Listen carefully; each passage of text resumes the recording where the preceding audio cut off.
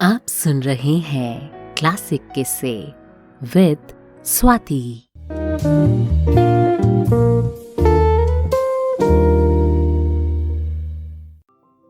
नमस्कार, मैं हूँ स्वाति। किस्से सुनाती हूँ, कहानियाँ सुनाती हूँ, पोएट्री सुनाती हूँ और आपके लिए कहानियों की पिटारे में से लेकर आ गई हूँ क्लासिक किस्से। और इसमें सबसे पहले मैं आपको किस्से सुनाऊंगी प्रेमचंद जी के लिखे हुए।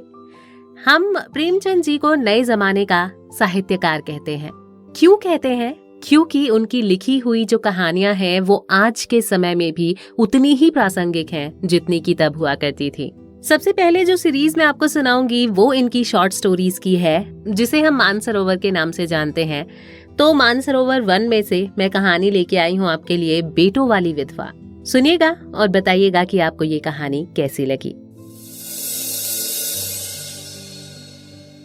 पंडित अयोध्यानाथ का देहांत हुआ तो सबने कहा, ईश्वर आदमी को ऐसी ही मौत दे। 4 जवान बेटे थे, एक लड़की। चारों लड़कों के विवाह हो चुके थे, केवल लड़की ही कुंवारी थी। संपत्ति भी काफी छोड़ी थी।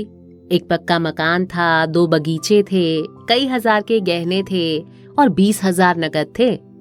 विधवा फूलमती को शोक तो हुआ और कई दिन तक विधवा फूलमती बेहाल पड़ी रही, लेकिन जवान बेटों को सामने देखकर उसे थोड़ा सा ढाढ़स हुआ। चारों लड़के एक से एक सुशील, चारों बहुएं एक से बढ़कर एक आज्ञाकारिणी। जब वो रात को लेटती तो चारों बारी बारी से उसके पांव दबाती। वो स्नान करके उठती तो उसकी साड़ी छाटती, यानी धो दिया करती थी। सारा घर उसके इशारे पर चलता था। बड़ा लड़का कामतानाथ एक दफ्तर में 50 रुपए पर नौकर था। छोटा उमानाथ डॉक्टरी पास कर चुका था और कहीं औषधालय खोलने की फिक्र में था। तीसरा था दयानाथ, बीए में फेल हो गया था और पत्रिकाओं में लेख लिखकर कुछ न कुछ कमा लेता था। चौथा सीतानाथ, चारों में सबसे कुशाग्र बुद्धि और होनहार था और अब की साल बीए प्रथम श्रेणी में पास करके एमए की तैयारी में लगा हुआ था। किसी लड़के में वो दुर्व्यसन, वो छैलापन, वो लुटाऊपन न था जो माता पिता को जलाता और कुल मर्यादा को डुबोता है। फूलमती घर की मालकिन थी। घर की कुंजियां बड़ी बहू के पास रहती थी। बुढ़िया में वो अधिकार प्रेम न था जो वृद्ध जनों को कटु और कलहशील बना दिया करता है, किंतु उसकी इच्छा के बिना कोई बालक मिठाई तक न मांग सकता था। संध्या हो गई थी। पंडित को मरे आज 12वां दिन था। कल 13वीं है, ब्रह्मभोज होगा। बिरादरी के लोग आमंत्रित होंगे। उसी की तैयारियां चल रही थी। फूलमती अपनी कोठरी में बैठी देख रही थी। पल्लेदार बोरे में आटा लाकर रख रहे हैं, घी के टिन आ रहे हैं, शाक भाजी के टोकरे, शक्कर की बोरियां, दही के मटके चले आ रहे हैं। महापात्र के लिए दान की चीजें लाई गईं।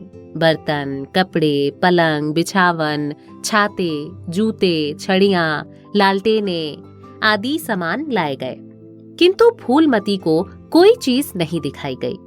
नियमानुसार ये सब सामान उसके पास आने चाहिए थे। वो प्रत्येक वस्तु को देखती, उसे पसंद करती, उसकी मात्रा में कमी बेशी का फैसला करती, तब इन चीजों को भंडारे में रखा जाता।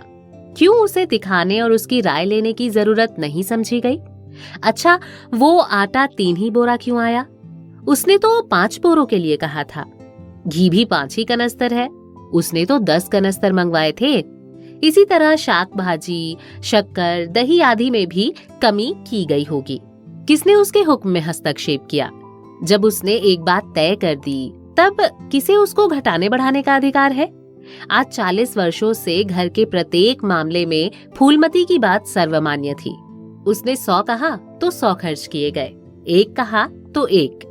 किसी ने मीनमेख न की। यहाँ तक कि पंडित अयोध्यानाथ भी उसकी इच्छा के विरुद्ध कुछ न करते थे। पर आज उसकी आंखों के सामने प्रत्यक्ष रूप से उसके हुक्म की उपेक्षा की जा रही है। इसे वो क्यों स्वीकार कर सकती? कुछ देर तक तो वो जब्त किए बैठी रही, पर अंत में उससे न रहा गया। स्वायत्त शासन उसका स्वभाव हो गया था। वो क्रोध में भरी हुई आई और कामतानाथ से बोली, क्या आटा 3 ही बोरी लाए? मैंने तो 5 बोरों के लिए कहा था और घी भी 5 ही टिन मंगवाया है तुमने। तुम्हें याद है मैंने 10 कनस्तर कहा था।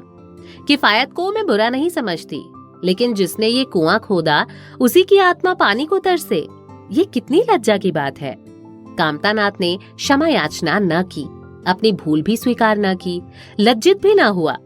1 मिनट तो विद्रोही भाव से खड़ा रहा, फिर बोला, हम लोगों की सलाह 3 ही बोरों की हुई और 3 बोरों के लिए 5 टिन घी काफी था।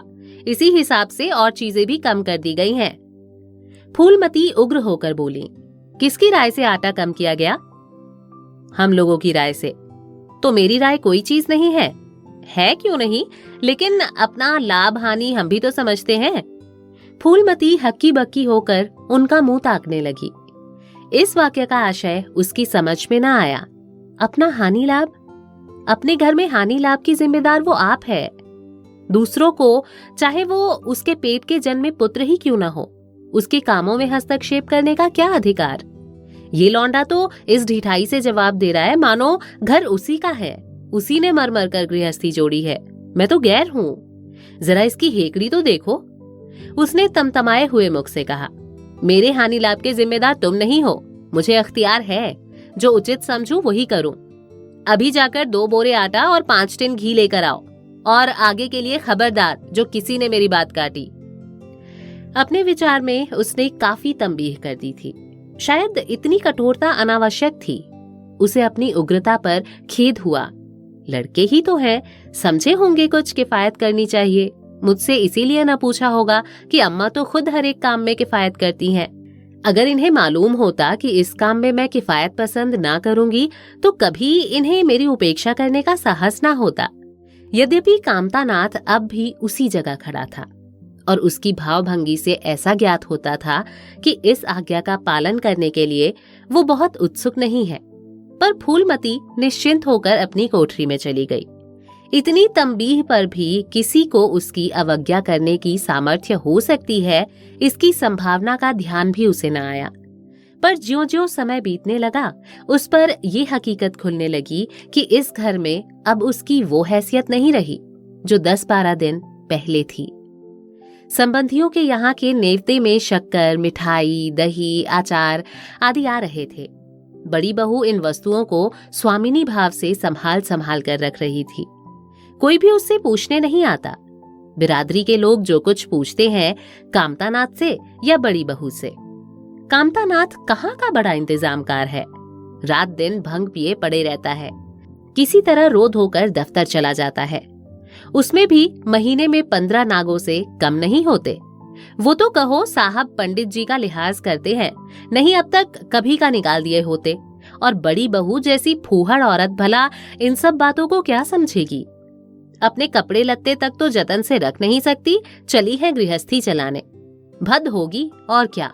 सब मिलकर कुल की नाक कटवाएंगे। वक्त पर कोई न कोई चीज कम हो ही जाएगी। इन कामों के लिए बड़ा अनुभव चाहिए।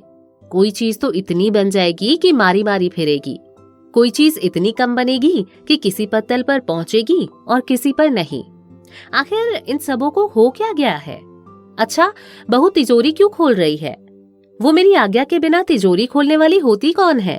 कुंजी उसके पास है अवश्य, लेकिन जब तक मैं रुपए ना निकलवाऊं तिजोरी नहीं खुलती।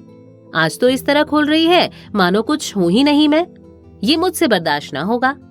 वो झमक कर उठी और बहू के पास जाकर कठोर स्वर में बोली, तिजोरी क्यों खोलती हो बहू? मैंने तो खोलने को नहीं कहा। बड़ी बहू ने निसंकोच भाव से उत्तर दिया, बाजार से सामान आया है तो दाम न दिया जाएगा? कौन चीज किस भाव में आई है और कितनी आई है ये मुझे कुछ नहीं मालूम। जब तक हिसाब किताब ना हो जाए रुपए कैसे दिए जाए? हिसाब किताब सब हो गया है। किसने किया? अब मैं क्या जानूं किसने किया, जाकर मर्दों से पूछो। मुझे हुक्म मिला रुपए लाकर दे दो, रुपए लिए जाती हूँ। फूलमती खून का घूंट पीकर रह गई। इस वक्त बिगड़ने का अवसर न था। घर में मेहमान स्त्री पुरुष भरे हुए थे। अगर इस वक्त उसने लड़कों को डांटा तो लोग यही कहेंगे कि इनके घर में पंडित जी के मरते ही फूट पड़ गई। दिल पर पत्थर रखकर फिर अपनी कोठरी में चली गई। जब मेहमान विदा हो जाएंगे तब एक एक करके वो सबकी खबर लेगी। तब देखेगी कौन उसके सामने आता है और क्या कहता है। इनकी सारी चौकड़ी भुला देगी। किंतु कोठरी के एकांत में भी वो निश्चिंत न बैठी थी। सारी परिस्थिति को गिद्ध दृष्टि से देख रही थी। कहाँ सत्कार का कौन सा नियम भंग होता है, कहाँ मर्यादाओं की उपेक्षा की जाती है। भोज आरंभ हो गया। सारी बिरादरी एक साथ पंगत में बिठा दी गई। आंगन में मुश्किल से 200 आदमी बैठ सकते हैं। ये 500 आदमी इतनी सी जगह में कैसे बैठ जाएंगे? क्या आदमी के ऊपर आदमी बिठाए जाएंगे? 2 पंगतों में लोग बिठाए जाते तो क्या बुराई हो जाती?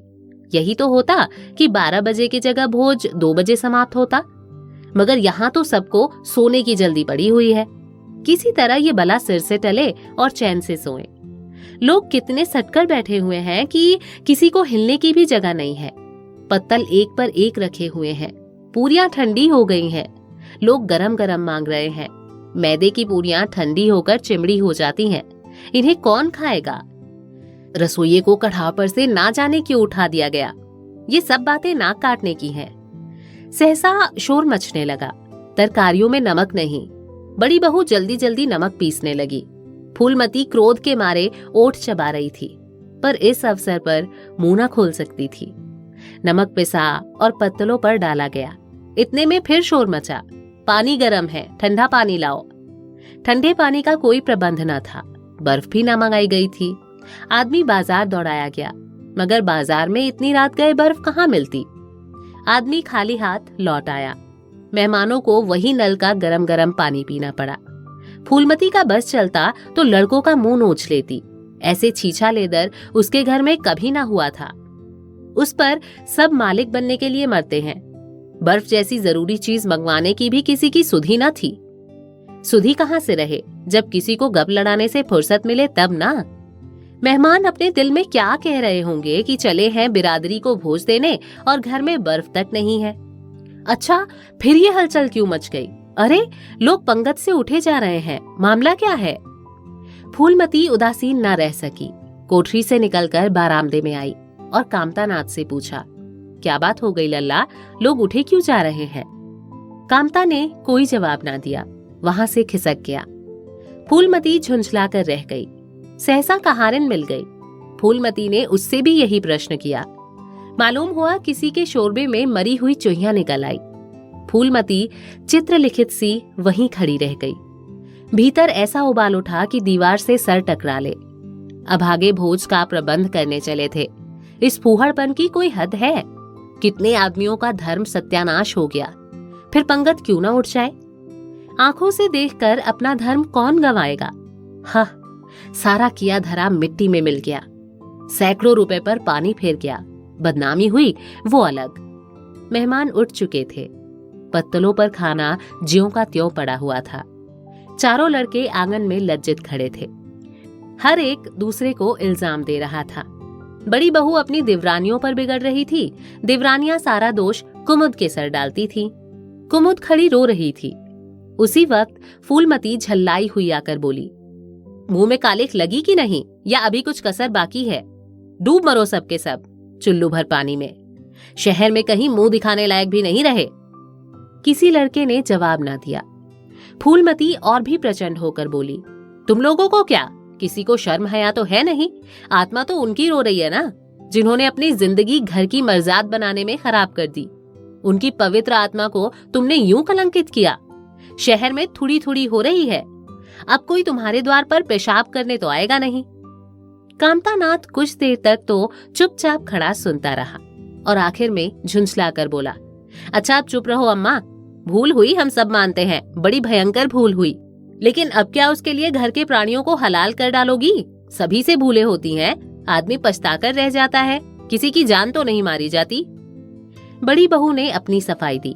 हम क्या जानते थे कि बीबी से इतना भी काम न होगा। इन्हें चाहिए था कि देखकर तरकारी कढ़ाव में डालती, टोकरी उठाकर कढ़ाव में डाल दी। हमारा क्या दोष? कामतानाथ ने पत्नी को डांटा, इसमें ना तो कुमुद का दोष है, न तुम्हारा न मेरा। संयोग की बात है। बदनामी भाग में लिखी थी वो हुई। इतने बड़े भोज में एक एक मुट्ठी तरकारी कढ़ाव में नहीं डाली जाती। टोकरे के टोकरे उड़ेल दिए जाते हैं। कभी कभी हो जाती है ऐसी दुर्घटना, पर इसमें कैसी जग हंसाई और कैसी नाक कटाई। तुम खामखा जले पर नमक छिड़कती हो। फूलमती ने दांत पीस कर कहा, शर्माते तो नहीं, उल्टे और बेहयाई की बात करते हो। कामतानाथ ने निसंकोच होकर कहा, शर्माऊं क्यों? किसी की चोरी की है? चीनी में चींटे और आटे में घुन, ये नहीं देखे जाते। पहले हमारी निगाह ना पड़ी, बस यही बात बिगड़ गई। नहीं चुपके से चुईया को निकाल कर फेंक देते, किसी को खबर भी ना होती। फूलमती ने चकित होकर कहा, क्या कहता है? मरी चुईया खिलाकर सबका धर्म बिगाड़ देता? कामता हंसकर बोला, क्या पुराने जमाने की बातें करती हो अम्मा, इन बातों से धर्म नहीं जाता। ये धर्मात्मा लोग जो पत्तल पर से उठ गए हैं, इनमें से कौन है जो भेड़ बकरी का मांस ना खाता हो? तालाब के कछुए और घोंघे तक तो किसी से बचते नहीं, जरा सी चूहिया में क्या रखा था? फूलमती को ऐसा प्रतीत हुआ कि अब प्रलय आने में बहुत देर नहीं है। जब पढ़े लिखे आदमियों के मन में ऐसे अधार्मिक भाव आने लगे तो फिर धर्म की भगवान ही रक्षा करें। अपना सा मुंह लेकर वो चली गई। 2 महीने गुजर गए। रात का समय है। चारों भाई दिन के काम से छुट्टी पाकर कमरे में बैठे गपशप कर रहे हैं। बड़ी बहू भी षड्यंत्र में शरीक है। कुमुद के विवाह का प्रश्न छिड़ा हुआ है। कामता नाथ ने मसनद पर टेक लगाते हुए कहा, दादा की बात दादा के साथ गई। पंडित विद्वान भी है और कुलीन भी होंगे, लेकिन जो आदमी अपनी विद्या और कुलीनता को रुपयों पर बेचे वो नीच है। ऐसे नीच आदमी के लड़के से हम कुमुद का विवाह सेत में भी ना करेंगे। 5,000 तो दूर की बात है, उसे बताओ धता और किसी दूसरे वर की तलाश करो। हमारे पास कुल 20,000 ही तो है। एक के हिस्से में 5-5 हजार आते हैं। 5,000 दहेज में दे दें और 5,000 नेक न्योछावर बाजे गाजे में उड़ा दें तो फिर हमारी बधिया ही बैठ जाएगी। उमानाथ बोले, मुझे अपने औषधालय खोलने के लिए कम से कम 5,000 की जरूरत है। मैं अपने हिस्से में से 1 पाई भी नहीं दे सकता। फिर खुलते ही आमदनी तो होगी नहीं, कम से कम साल भर घर से खाना पड़ेगा। दयानाथ एक समाचार पत्र देख रहे थे। आंखों से ऐनक उतारते हुए बोले, मेरा विचार भी एक पत्र निकालने का है। प्रेस और पत्र में कम से कम 10,000 का कैपिटल चाहिए। 5,000 मेरे रहेंगे तो कोई न कोई साझेदार भी मिल जाएगा। पत्रों में लेख लिखकर मेरा निर्वाह नहीं हो सकता। कामता नाथ ने सर हिलाते हुए कहा, अजी राम भजो, सेत में कोई लेख छापता नहीं, रुपए कौन देता है? दयानाथ ने प्रतिवाद किया, नहीं ये बात तो नहीं है, मैं तो कहीं भी बिना पेशगी पुरस्कार लिए नहीं लिखता। कामता ने जैसे तैसे अपने शब्द वापस लिए। तुम्हारी बात मैं नहीं कहता भाई, तुम तो थोड़ा बहुत मार लेते हो, लेकिन सबको तो नहीं मिलता। बड़ी बहू ने श्रद्धा भाव से कहा, कन्या भाग्यवान हो तो दरिद्र घर में भी सुखी रह सकती है, अभागी हो तो राजा के घर में भी रोएगी ही। ये सब नसीबों का खेल है। कामता नाथ ने स्त्री की ओर प्रशंसा भाव से देखा। फिर इसी साल हमें सीता का विवाह भी तो करना है। सीतानाथ सबसे छोटा था। सिर झुकाए भाइयों की स्वार्थ भरी बातें सुन सुनकर कुछ कहने के लिए उतावला हो रहा था।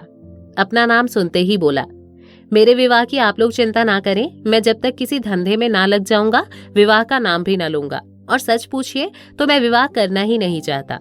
देश को इस समय बालकों की जरूरत नहीं, काम करने वालों की जरूरत है। मेरे हिस्से के रुपए आप कुमुद के विवाह में खर्च कर दे। सारी बातें तय हो जाने के बाद ये उचित नहीं है कि पंडित मुरारी लाल से संबंध तोड़ लिए जाएं। उमा ने तीव्र स्वर में कहा, 10,000 कहाँ से आएंगे? सीता ने डरते हुए कहा, मैं तो अपने हिस्से के रुपए देने को कहता हूँ। और शेष? मुरारी लाल से कहा जाए कि दहेज में कुछ कमी कर दे। वो इतने स्वार्थांध तो नहीं है कि इस अवसर पर कुछ बल खाने को तैयार न हो जाए। अगर वो 3,000 में संतुष्ट हो जाए तो 5,000 में विवाह हो सकता है। उमा ने कामतानाथ से कहा, सुनते हैं भाई साहब इसकी बातें? दयानाथ बोल उठे, तो इसमें आप लोगों का क्या नुकसान है? मुझे तो इस बात से खुशी हो रही है कि भला हम में से कोई तो त्याग करने योग्य है। इन्हें तत्काल रुपए की जरूरत नहीं है, सरकार से वजीफा पाते ही है। पास होने पर कहीं न कहीं जगह मिल जाएगी। हम लोगों की हालत तो ऐसी है नहीं। कामतानाथ ने दूरदर्शिता का परिचय दिया। नुकसान की एक ही कही, हम में से एक को कष्ट हो तो क्या, और लोग बैठे देखेंगे। ये अभी लड़के हैं, इन्हें क्या मालूम समय पर 1 रुपया 1 लाख का काम करता है। कौन जानता है कल इन्हें विलायत जाकर पढ़ने के लिए सरकारी वजीफा मिल जाए और ये सिविल सर्विसेज में आ जाए। उस वक्त सफर की तैयारी में 4-5 हजार लग जाएंगे। तब किसके सामने हाथ फैलाते फिरेंगे? मैं ये नहीं चाहता कि दहेज के पीछे इनकी जिंदगी नष्ट हो जाए। इस तर्क ने सीतानाथ को भी तोड़ लिया।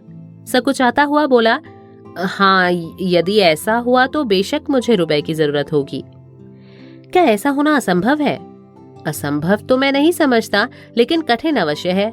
वजीफे उन्हें मिलते हैं जिनके पास सिफारिशें होती हैं, मुझे कौन पूछता है? अरे कभी कभी सिफारिशें धरी रह जाती हैं और बिना सिफारिश वाले बाजी मार ले जाते हैं। तो आप जैसा उचित समझे। मुझे यहाँ तक मंजूर है कि चाहे मैं विलायत ना जाऊं, पर कुमुद अच्छे घर जाए। कामतानाथ ने निष्ठा भाव से कहा, अच्छा घर दहेज देने से ही नहीं मिलता भैया। जैसा तुम्हारी भाभी ने कहा, ये सब नसीबों का खेल है। मैं तो चाहता हूँ कि मुरारी लाल को जवाब दे दिया जाए और कोई ऐसा घर खोजा जाए जो थोड़े में ही राजी हो जाए। इस विवाह में मैं 1000 से ज्यादा नहीं खर्च कर सकता। पंडित दीनदयाल कैसे हैं? उमा ने प्रसन्न होकर कहा, बहुत अच्छे, MA BA ना सही, यजमानों में अच्छे आदमी हैं। दयानाथ ने आपत्ति की, अम्मा से भी तो पूछ लेना चाहिए।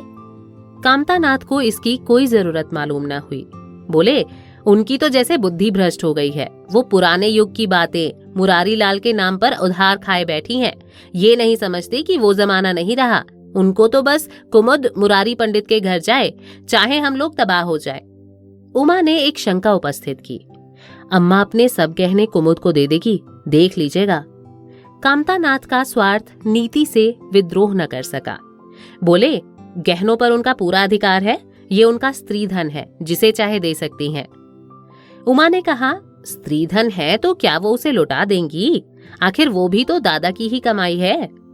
किसी की भी कमाई हो, स्त्री धन पर उनका पूरा अधिकार है। ये कानूनी गोरख धंधे हैं। 20,000 में तो 4 हिस्सेदार हों और 10,000 के गहने अम्मा के पास रह जाएं। देख लेना, इन्हीं के बल पर वो कुमुद का विवाह मुरारी पंडित के घर करेंगी। उमानाथ इतनी बड़ी रकम को इतनी आसानी से नहीं छोड़ सकता था। वो कपट नीति में कुशल है। कोई कौशल रचकर माता से सारे गहने ले लेगा। उस वक्त तक कुमुद के विवाह की चर्चा करके फूलमती को भड़काना उचित नहीं है। कामतानाथ ने सिर हिलाकर कहा, भाई मैं इन चालों को पसंद नहीं करता। उमानाथ ने खिसियाकर कहा, गहने 10,000 से कम के ना होंगे। कामता अविचलित स्वर में बोला, कितने ही के हों, मैं अनीति में हाथ नहीं डालना चाहता। तो आप अलग बैठिए। हाँ, बीच में भाजी ना मारिएगा। हाँ, मैं अलग रहूंगा। और तुम सीता? मैं भी अलग रहूंगा। लेकिन जब दयानाथ से ये प्रश्न किया गया तो वो उमानाथ से सहयोग करने को तैयार हो गया। 10,000 में 2,500 तो उसके होंगे ही। इतनी बड़ी रकम के लिए यदि कुछ कौशल भी करना पड़े तो क्षम्य है। फूलमती रात को भोजन करके लेटी थी कि उमा और दया उसके पास जाकर बैठ गए। दोनों ऐसा मुंह बनाए हुए थे मानो कोई भारी विपत्ति आ पड़ी है। फूलमती ने सशंक होकर पूछा, तुम दोनों घबराए हुए मालूम होते हो। उमा ने सिर खुजलाते हुए कहा, समाचार पत्रों में लेख लिखना बड़े जोखिम का काम है अम्मा। कितने ही बचकर लिखो, लेकिन कहीं न कहीं पकड़ हो ही जाती है। दयानाथ ने एक लेख लिखा था, उस पर 5,000 की जमानत मांगी गई है। अगर कल तक जमानत जमा ना की गई तो गिरफ्तार हो जाएंगे और 10 साल की सजा ठुक जाएगी। फूलमती ने सिर पीट कर कहा, ऐसी बातें क्यों लिखते हो बेटा? जानते नहीं हो आजकल हमारे अदिन आए हुए हैं। जमानत किसी तरह टल नहीं सकती। दयानाथ ने अपराधी भाव से उत्तर दिया, मैंने तो अम्मा ऐसी कोई बात नहीं लिखी थी, लेकिन किस्मत को क्या करूं? हाकिम जिला इतना कड़ा है कि जरा भी रियायत नहीं करता। मैंने जितनी दौड़ धूप हो सकती थी वो सब कर ली।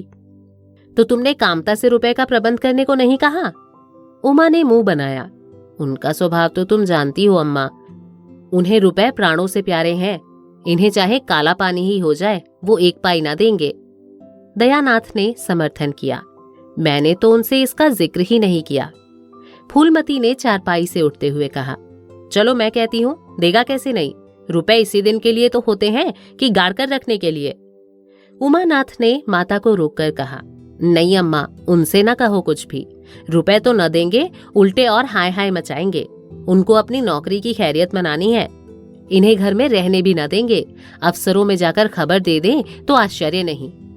फूलमती ने लाचार होकर कहा, तो फिर जमानत का क्या प्रबंध करोगे? मेरे पास तो कुछ नहीं है। हाँ, मेरे गहने हैं, इन्हें ले जाओ, कहीं गिरो रख कर जमानत दे दो, और आज से कान पकड़ो कि किसी पत्र में एक शब्द भी ना लिखोगे। दयानाथ कानों पर हाथ रखकर बोला, ये तो नहीं हो सकता अम्मा कि तुम्हारे जेवर लेकर मैं अपनी जान बचाऊं। 10-5 साल की कैद ही तो होगी, झेल लूंगा मैं। यहाँ बैठा बैठा कर भी क्या रहा हूँ। फूलमती छाती पीटते हुए बोली, हाँ, कैसी बातें मुंह से निकालते हो बेटा। मेरे जीते जी तुम्हें कौन गिरफ्तार कर सकता है? उसका मुंह न झुलस दूंगी। गहने इसी दिन के लिए तो होते हैं, या फिर किसी और दिन के लिए। जब तुम ही न रहोगे तो गहने लेकर क्या आग में झोंकूंगी? उसने पिटारी लाकर उसके सामने रख दी।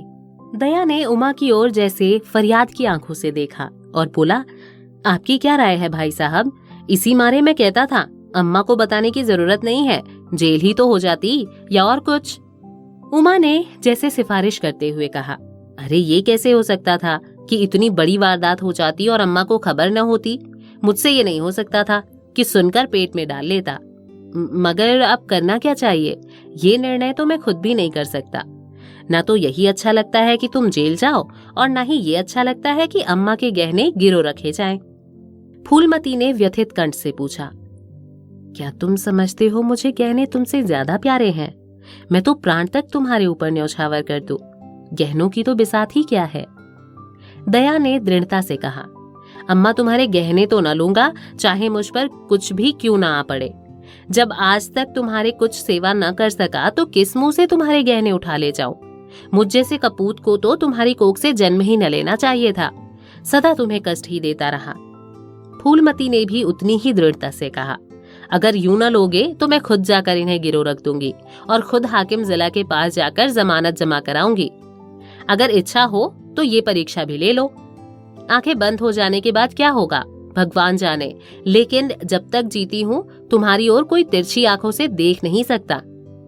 उमानाथ ने मानो माता पर एहसान रखकर कहा, अब तो तुम्हारे लिए कोई रास्ता नहीं रहा दयानाथ। क्या हरज है, ले लो, मगर याद रखो ज्यों ही हाथ में रुपए आ जाएं, गहने छुड़ाने पड़ेंगे। सच कहते हैं मातृत्व दीर्घ तपस्या है। माता के सिवाय इतना स्नेह और कौन कर सकता है। हम बड़े अभागे हैं कि माता के प्रति जितनी श्रद्धा रखनी चाहिए उसका शतांश भी नहीं रखते। दोनों ने जैसे बड़े धर्म संकट में पड़कर गहनों की पिटारी संभाली और चलते बने। माता वात्सल्य भरी आंखों से उनकी ओर देख रही थी और उसकी संपूर्ण आत्मा का आशीर्वाद जैसे उन्हें अपनी गोद में समेट लेने के लिए व्याकुल हो रहा था। आज कई महीने के बाद उसके भग्न मातृ हृदय को अपना सर्वस्व अर्पण करके जैसे आनंद की विभूति मिली। उसकी स्वामिनी कल्पना इसी त्याग के लिए, इसी समर्पण के लिए जैसे कोई मार्ग ढूंढती थी। अधिकार या लोभ या ममता की वहां गंध तक न थी। त्याग ही उसका आनंद और त्याग ही उसका अधिकार है। आज अपना खोया हुआ अधिकार पाकर अपनी सिरजी हुई प्रतिमा पर अपने प्राणों की भेंट करके वो निहाल हो गई। 3 महीने और गुजर गए। माँ के गहनों पर हाथ साफ करके चारों भाई उसकी दिलजोई करने लगे थे। अपनी स्त्रियों को भी समझाते थे कि उसका दिल न दुखाएं। अगर थोड़े से शिष्टाचार से उसकी आत्मा को शांति मिलती है तो इसमें क्या हानि है। चारों करते अपने मन की, पर माता से सलाह ले लेते या ऐसा जाल फैलाते कि वो सरला उनकी बातों में आ जाती और हर एक काम में सहमत हो जाती। बाग को बेचना उसे बहुत बुरा लगता था, लेकिन चारों ने ऐसी माया रची कि वो उसे बेचने पर राजी हो गई। किंतु कुमुद के विवाह के विषय में मतैक्य न हो सका। माँ पंडित मुरारीलाल पर जमी हुई थी, लड़के दीनदयाल पर अड़े हुए थे। एक दिन आपस में कलह हो गई। फूलमती ने कहा, माँ बाप की कमाई में बेटी का हिस्सा भी है। तुम्हें 16,000 का एक बाग मिला, 25,000 का एक मकान, 20,000 नगद में, क्या 5,000 भी कुमुद का हिस्सा नहीं है? कामता ने नम्रता से कहा, अम्मा, कुमुद आपकी लड़की है तो हमारी बहन भी है। आप 2-4 साल में प्रस्थान कर जाएंगी, पर हमारा और उसका बहुत दिनों तक संबंध रहेगा। तब हम यथाशक्ति कोई ऐसी बात ना करेंगे जिससे उसका अमंगल हो।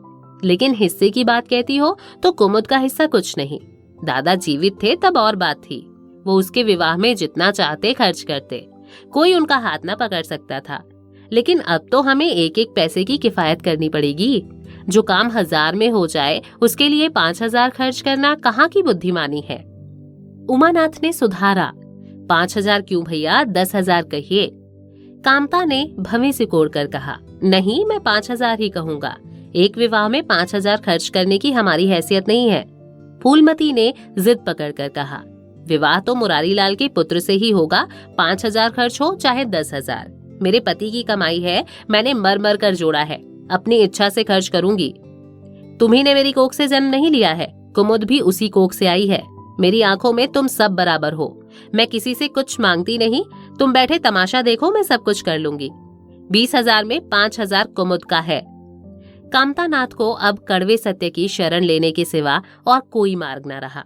बोला, अम्मा तुम बरबस बात बढ़ाती हो, जिन रुपए को तुम अपना समझती हो वो तुम्हारे नहीं है, तुम हमारी अनुमति के बिना उनमें से कुछ नहीं खर्च कर सकती। फूलमती को जैसे सर्प ने डस लिया। क्या कहा? फिर से कहना।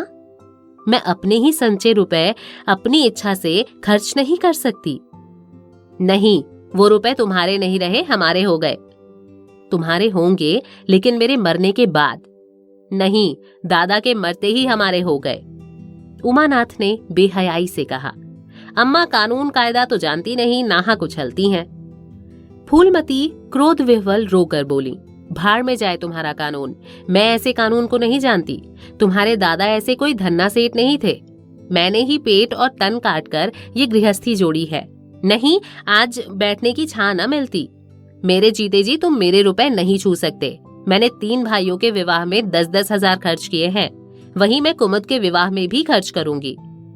कामतानाथ भी गर्म पड़ा, आपको कुछ भी खर्च करने का अधिकार नहीं है। उमानाथ ने बड़े भाई को काटा, आप खामखा अम्मा के मुंह लगते हैं भाई साहब, मुरारी लाल को पत्र लिख दीजिए कि तुम्हारे यहाँ कुमुद का विवाह न होगा, बस छुट्टी हुई। कायदा कानून तो जानती नहीं, व्यर्थ की बहस करती रहती हैं। फूलमती ने संयमित स्वर में कहा, अच्छा क्या कानून है, जरा मैं भी सुनूं।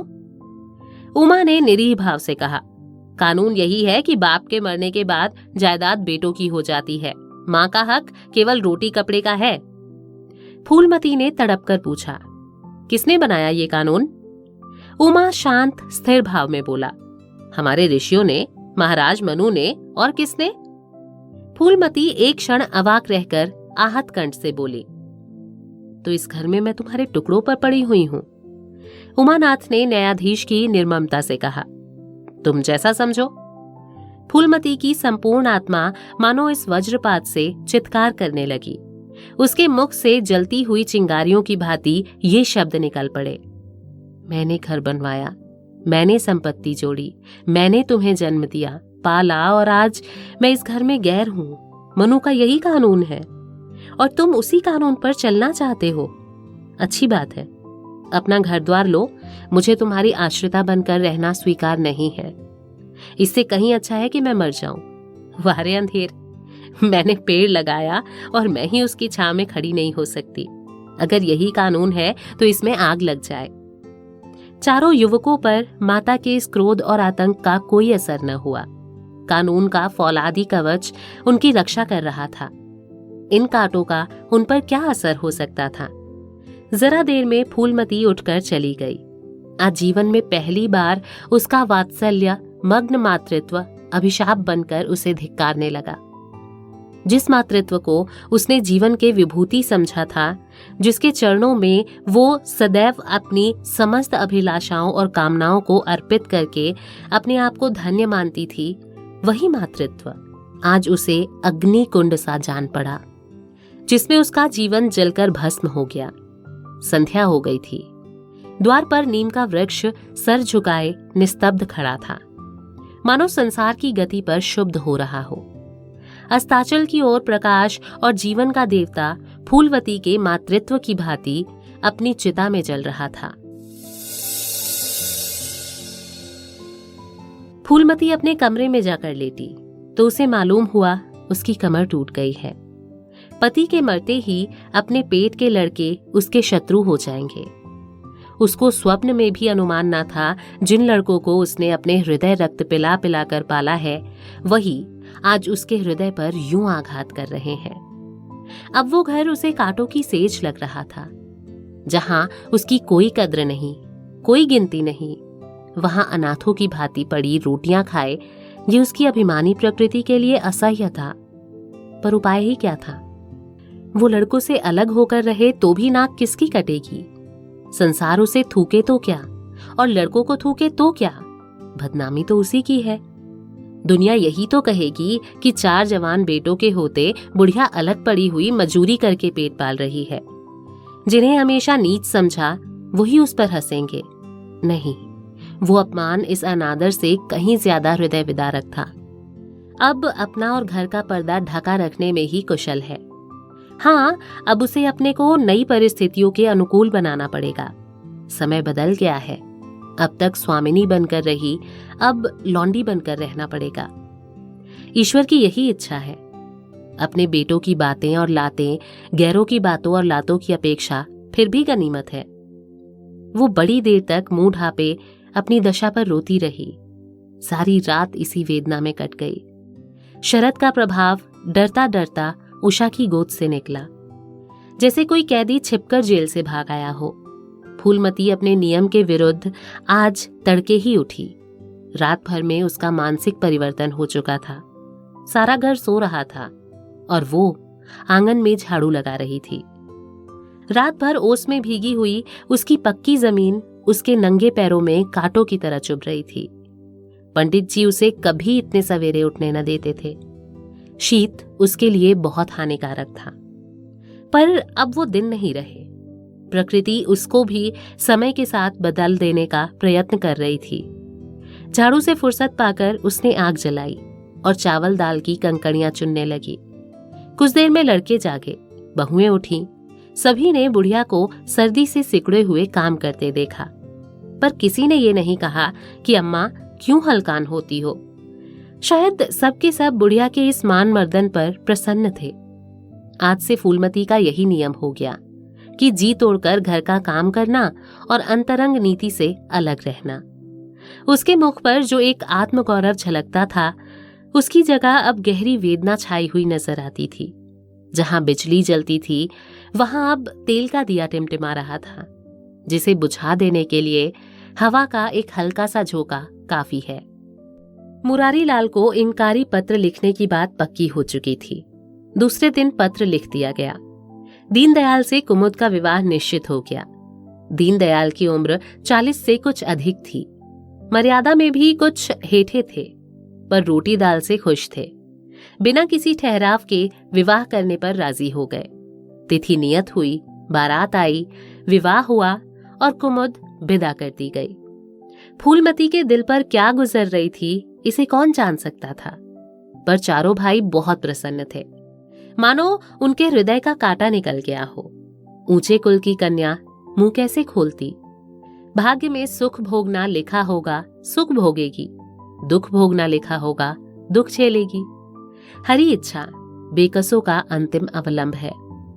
घर वालों ने जिससे विवाह कर दिया उसमें 1000 ऐब हों तो भी वो उसका उपास्य, उसका स्वामी है। प्रतिरोध उसकी कल्पना से परे था। फूलमती ने किसी काम में दखल न दिया। कुमुद को क्या दिया गया, मेहमानों को कैसा सत्कार किया गया, किसके यहाँ से नेवते में क्या आया, किसी बात से भी उसे कोई सरोकार न था। उससे कोई सलाह भी ली गई तो यही कहा, बेटा तुम लोग जो करते हो अच्छा करते हो, मुझसे क्या पूछते हो। जब कुमुद के लिए द्वार पर डोली आ गई और कुमुद माँ के गले लिपटकर रोने लगी तो वो बेटी को अपनी कोठरी में ले गई और जो कुछ 150 रुपए और 2-4 मामूली गहने उसके पास बचे रह गए थे बेटी के अंचल में डालकर बोली, बेटी मेरे मन की तो मन में ही रह गई, नहीं तो क्या आज तुम्हारा विवाह इस तरीके से होता और तुम इस तरीके से विदा की जाती। आज तक फूलमती ने अपने गहनों की बात किसी से न कही थी।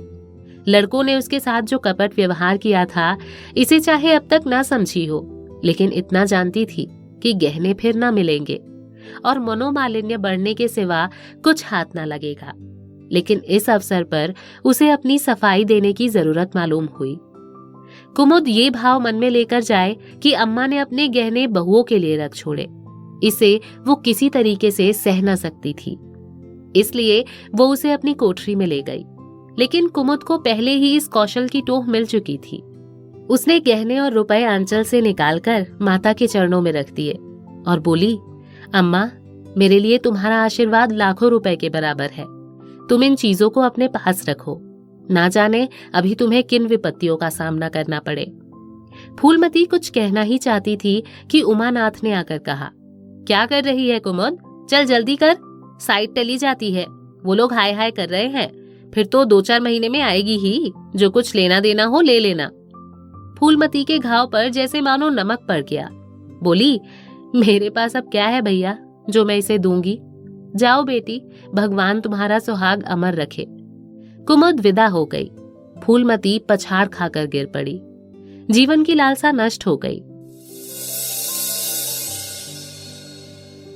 1 साल बीत गया। फूलमती का कमरा घर में सब कमरों से बड़ा और हवादार था। कई महीनों से उसने बड़ी बहू के लिए खाली कर दिया था और खुद एक छोटी सी कोठरी में रहने लगी, जैसे कोई भिखारन हो। बेटों और बहुओं से अब उसे जरा भी स्नेह न था। वो अब घर की लौंडी थी। घर के किसी प्राणी, किसी वस्तु, किसी प्रसंग से उसे कोई प्रयोजन न था। वो केवल इसलिए जीती थी कि मौत न आती थी। सुख या दुख का अब उसे लेश मात्र भी ज्ञान न था। उमानाथ का औषधालय खुला, मित्रों की दावत हुई, नाच तमाशा हुआ। दयानाथ का प्रेस खुला, फिर जलसा हुआ। सीतानाथ को वजीफा मिला और विलायत गया, फिर उत्सव हुआ। कामतानाथ के बड़े लड़के का यज्ञोपवीत संस्कार हुआ, फिर धूमधाम हुई। लेकिन फूलमती के मुख पर आनंद की छाया तक न आई। कामता प्रसाद टाइफाइड में महीने भर बीमार रहा और मरकर उठा। दयानाथ ने अब की अपने पत्र का प्रचार बढ़ाने के लिए वास्तव में एक आपत्तिजनक लेख लिख दिया और 6 महीने की सजा पाई। उमानाथ ने एक फौजदारी के मामले में रिश्वत लेकर गलत रिपोर्ट लिखी और उसकी सनद छीन ली गई और फूलमती के चेहरे पर रंज की परछाई तक ना पड़ी। उसके जीवन में अब कोई आशा, कोई दिलचस्पी, कोई चिंता न थी। बस पशुओं की तरह काम करना और खाना, यही उसकी जिंदगी के 2 काम थे। जानवर मारने से काम करता है, पर खाता है मन से। फूलमती बेकहे काम करती थी, पर खाती थी विष के कौर की तरह। महीनों सर में तेल न पड़ता था, महीनों कपड़े न धुलते, कोई परवाह नहीं। चेतना शून्य हो गई थी। सावन की झड़ी लगी हुई थी। मलेरिया फैल रहा था। आकाश में मटियाले बादल थे, जमीन पर मटियाला पानी। आर्द्र वायु शीत, ज्वर और श्वास का वितरण करती फिरती थी। घर की मेहरी बीमार पड़ गई। फूलमती ने घर के सारे बर्तन मांजे, पानी में भीग भीग कर सारा काम किया, फिर आग जलाई और चूल्हे पर पतीलियां चढ़ा दी। लड़कों को समय पर भोजन मिलना चाहिए। सहसा उसे याद आया, कामतानाथ नल का पानी नहीं पीते। उसी वर्षा में गंगा जल लेने चली गई। कामतानाथ ने पलंग पर लेटे लेटे कहा, रहने दो अम्मा, मैं पानी भर लाऊंगा, आज मेहरी खूब बैठ रही। फूलमती ने मटियाले आकाश की ओर देखकर कहा, तुम भीग जाओगे बेटा, सर्दी हो जाएगी। कामतानाथ बोले, तुम भी तो भीग रही हो, कहीं बीमार ना पड़ जाओ। फूलमती निर्मम भाव से बोली, मैं बीमार ना पड़ूंगी, मुझे भगवान ने अमर कर दिया है। उमानाथ भी वहीं बैठा हुआ था। उसके औषधालय में कुछ आमदनी ना होती थी, इसलिए बहुत चिंतित था। भाई भावज की मुंह देखी करता रहता था। बोला, जाने भी दो भैया, बहुत दिन बहुओं पर राज कर चुकी हैं, उसका प्रायश्चित करने दो। गंगा बढ़ी हुई थी, जैसे समुद्र हो। क्षितिज सामने के कूल से मिला हुआ था। किनारों के वृक्षों की केवल फुनगियां पानी के ऊपर रह गई थी। घाट ऊपर तक पानी में डूब गए थे। फूलमती कलसा लिए नीचे उतरी। पानी भरा और ऊपर जा रही थी कि पांव फिसल गया। संभल ना सकी, पानी में गिर पड़ी। पल भर हाथ पांव चलाए, फिर लहरें उसे नीचे खींच ले गईं। किनारे पर 2-4 पंडे चिल्लाए, अरे दौड़ो, बुढ़िया डूबी जाती है। 2-4 आदमी दौड़े भी, लेकिन फूलमती लहरों में समा गई थी, उन बल खाती हुई लहरों में, जिन्हें देखकर ही हृदय कांप उठता था। एक ने पूछा, ये कौन बुढ़िया थी? अरे वही पंडित अयोध्यानाथ की विधवा है। अयोध्यानाथ तो बड़े आदमी थे। हाँ थे तो, पर इसके भाग्य ने ठोकर खाना लिखा था। उनके तो कई लड़के बड़े बड़े हैं और सब कमाते हैं। हाँ भाई, सब हैं, मगर भाग्य भी तो कोई वस्तु है। और इस तरह फूलमती गंगा जी में समा गई। तो ये कहानी यहीं खत्म होती है। उम्मीद है आपको ये कहानी पसंद आई होगी और सीख भी मिली होगी कि अपने माँ बाप को कभी कोई कष्ट नहीं देना चाहिए। फिलहाल मुझे दीजिए इजाजत, और भी कहानियां लेकर मैं हाजिर हो जाऊंगी।